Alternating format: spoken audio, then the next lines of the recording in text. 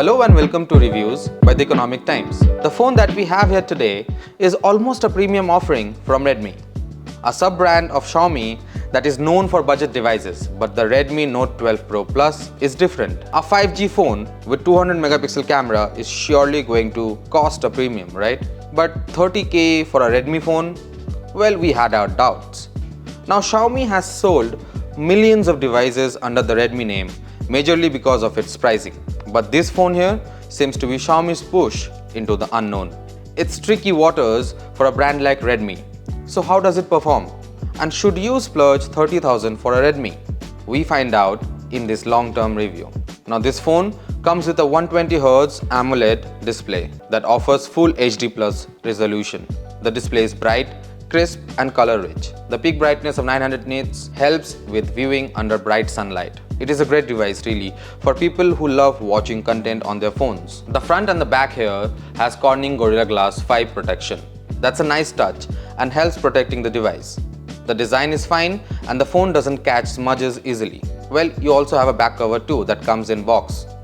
It is a bit heavy but it feels solid in the hand. Now moving on, the phone comes with the MediaTek Dimensity 1080 SoC on board with 8GB and 12GB RAM options.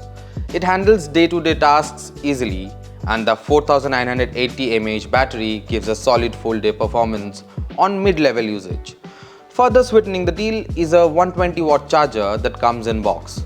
The charger delivers a 0 to 100 charge in about 20 minutes and it is crazy fast. The hardware on the phone is reliable but not gaming friendly or performance friendly.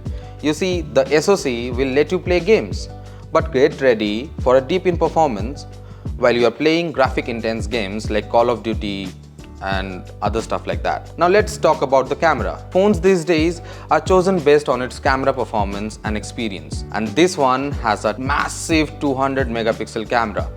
But the results were a mixed bag of good, bad and really poor output. See, in broad daylight, the output was sharp and detailed. The sensor from Samsung performed well, but things went south with sundown. I tried night photography with this one and bad output will be an understatement.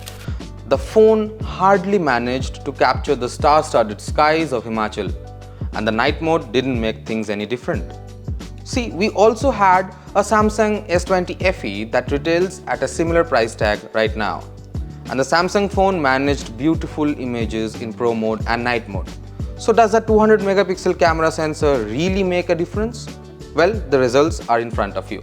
Now this phone also has a wide angle camera which is decent, but the 2 megapixel macro sensor that also comes with this phone is a letdown honestly. The other big glaring issue with this one is the software experience. Now I'm not a big fan of MIUI, but the Android 12 based MIUI 13 is honestly a letdown. Especially when Xiaomi already had a MIUI 14 ready in their hands. So, should you buy this phone? Well, apart from the issues that I mentioned, this phone mostly holds its ground.